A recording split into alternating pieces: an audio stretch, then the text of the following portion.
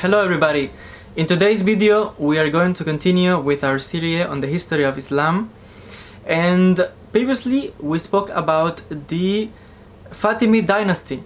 Today we will talk about the Umayyad dynasty from Al-Andalus in what is today Spain and Portugal, and the establishment of the Umayyad Caliphate in Al-Andalus.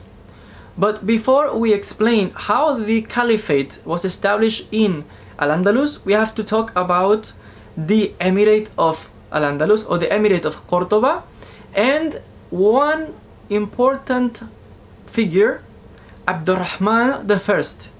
Abdurrahman was the prince of the Umayyad family that when in the year 750 the Abbasid Caliphate took over, the big rebellion. The Umayyad family, the ruling family, was massacred in Damascus. This young prince was the only one that survived, and he escaped, and he was hiding for around 6 years.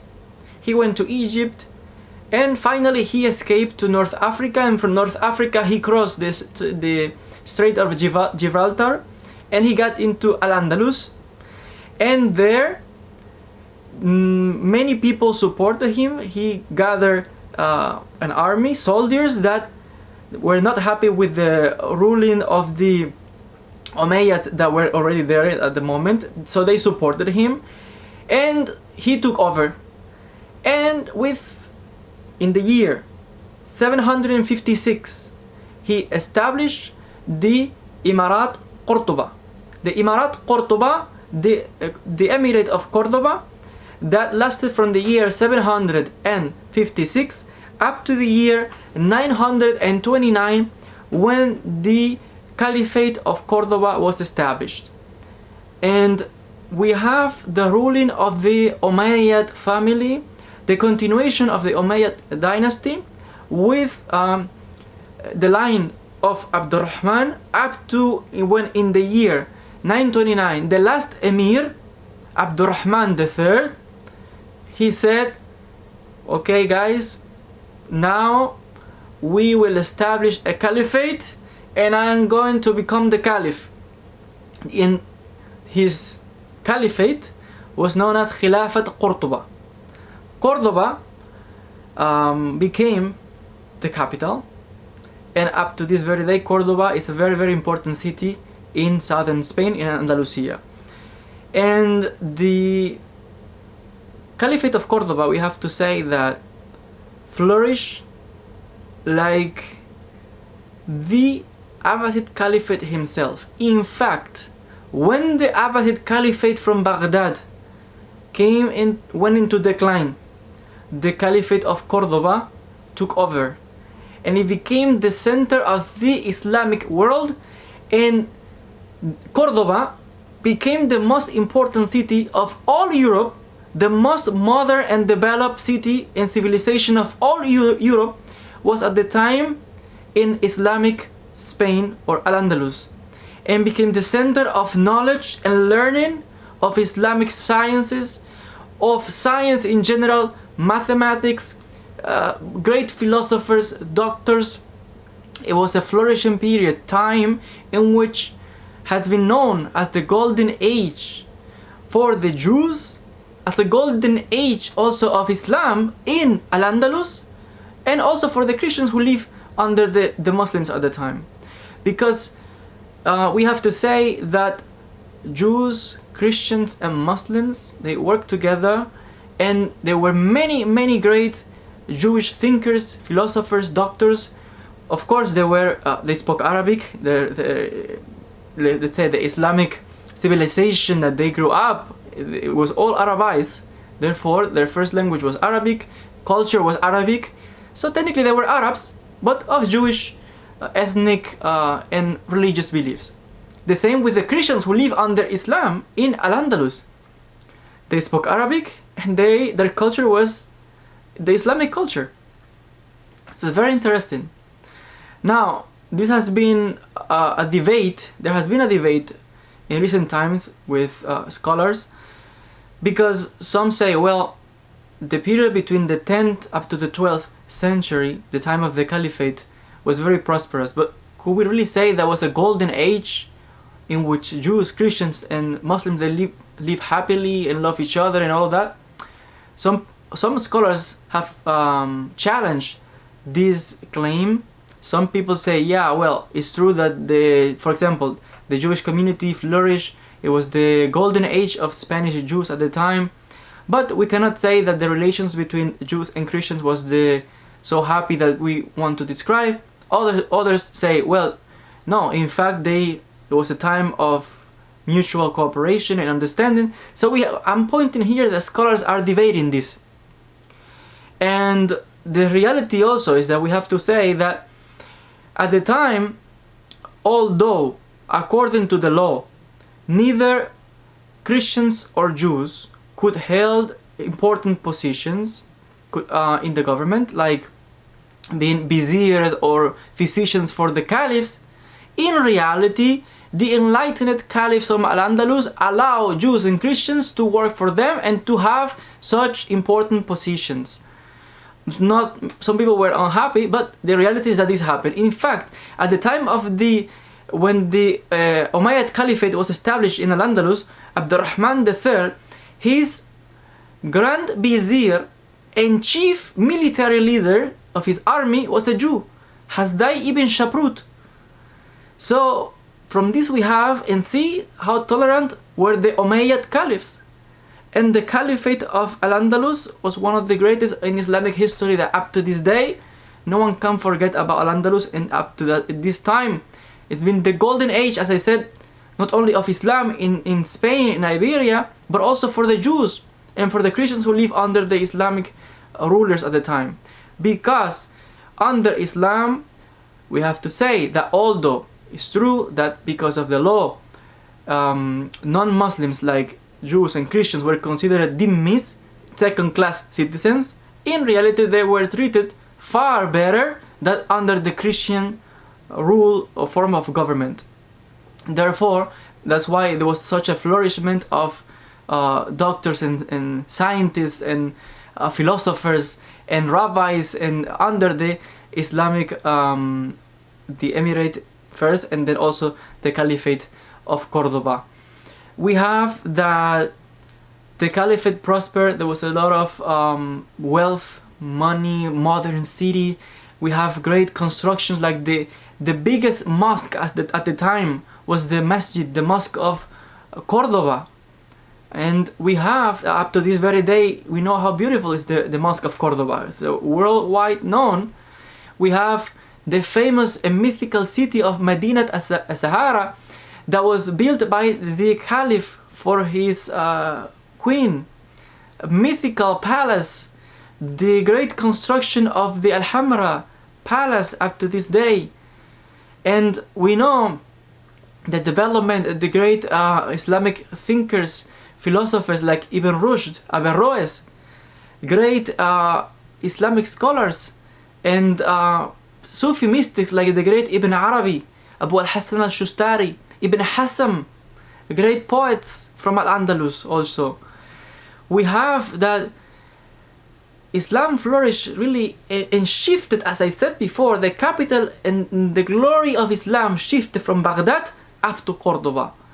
And under the Umayyads from Al-Andalus, Islam really achieved very, very high level of learning, of science, of Islamic knowledge. We know up to this day when people, Muslims study the Quran, the commentary, the tafsir, we have many great commentaries by great Islamic scholars from Al-Andalus. Tafsir Qurtubi, and like many others. Great scientists like Abbas ibn Firnas, the one that invented many things. And before people were dreaming about planes and all this stuff, we have great scientists and inventors like Abbas ibn Firnas, who was the one that created the parachute. If I'm not mistaken with my English is quite not that accurate with this, but I hope I just said that word right, parachute.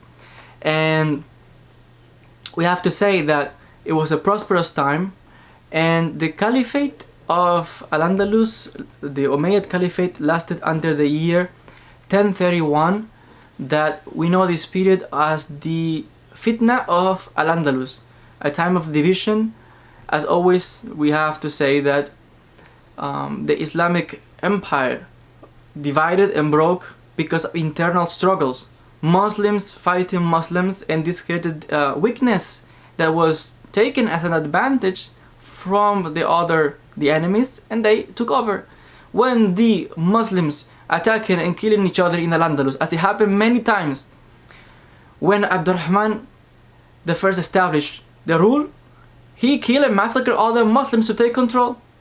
Later on, the Caliphate of the Umayyads ended because of the divisions, and we have the invasion of other Muslims from North Africa, Al-Murabitun and Al-Muwahhidun, in many different periods, killing and conquering and weakening the Islamic rule.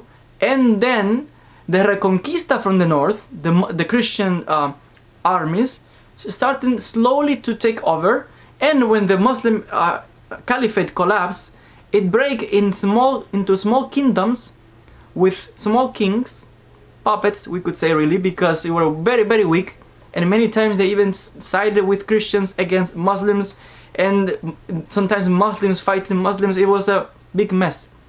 And of course it was taken as an advantage from the Christian side, and they were conquered one by one. It was very hard to conquer a very solid and unified caliphate, but it was easy for the Christian rulers to conquer one by one these very weak kings.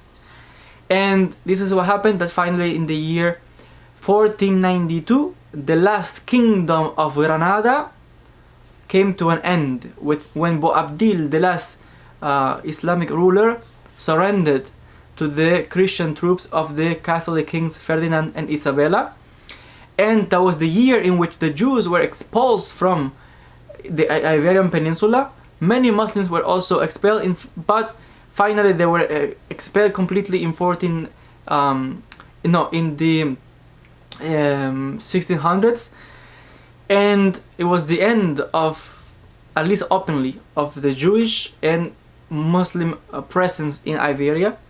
And I say at least openly because we know that many left, but the majority remain practicing their religion in secret, meaning that at home there were Muslim practitioners, they kept their faith, but outside they posed as Christians, meaning so a lot of them were forced to become Christians.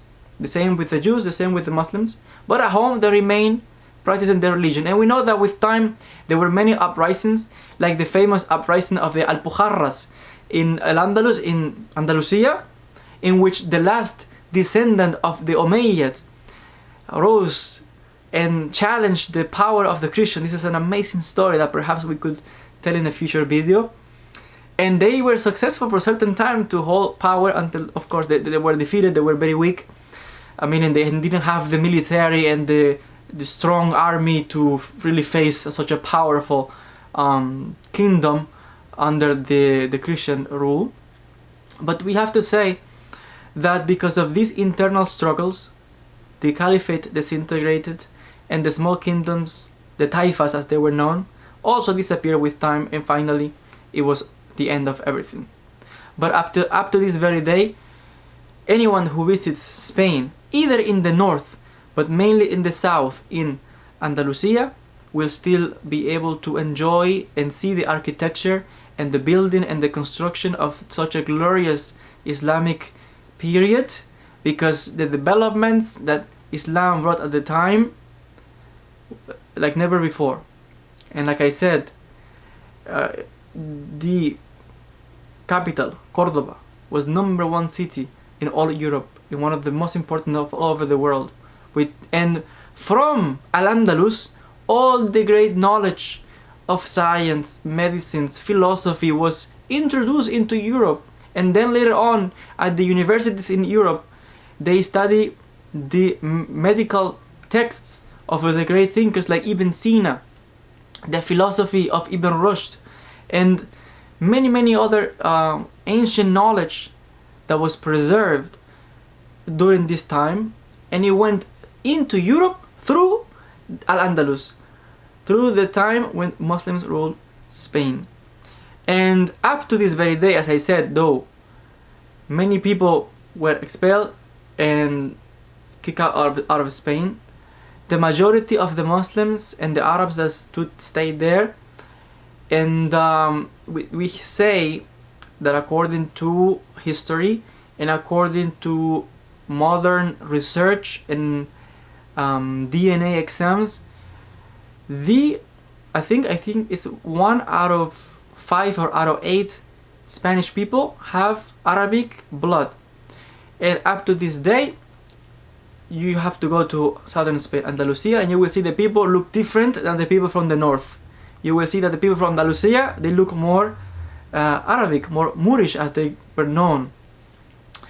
Dark hair, black eyes, the color of the skin, and they are very, very proud of their identity as Andalusians, because this is something important. The Caliphate of Al-Andalus created an identity. Like today, people identify as, let's say, Syrians, or I am Syrian, or I am Palestinian, or I am, I don't know, Saudi, for example. The same with the Muslims and the Arabs who live at the time in Al-Andalus. They identified and they have a unique personality. They saw themselves as Andalusians. And today, the Spanish people, who are descendants of those Muslims and Jews and all other people who live at the time, they consider themselves very proudly Andalusians. They are the Spanish in general, but we are Andalusians, they say. And it's something of very great honor. And they remember this glorious time when Islam ruled and the Caliphate was ruling Spain in such a glorious moment in the history of Andalusia, up to this very day. And like I said, the people still of today, they have Arabic DNA from this time. This is a quite broad topic, and we could later on make a video about the different Arabs that settled in Al-Andalus, the main tribes also that went there, mainly people from what is today Yemen, Syria mainly also. We have the Umayyads came from Syria, and of course many tribes from Mecca and from Medina. But this is a topic for a future video perhaps. So I want to thank you so much for your attention. In future videos we're going to continue with more on this history of Islam, the Islamic thought, Islamic religion, Muslim thought, philosophy, and many topics. And we will continue to develop all of this in a future series of videos. Thank you so much for your attention, and we'll see each other in the next video.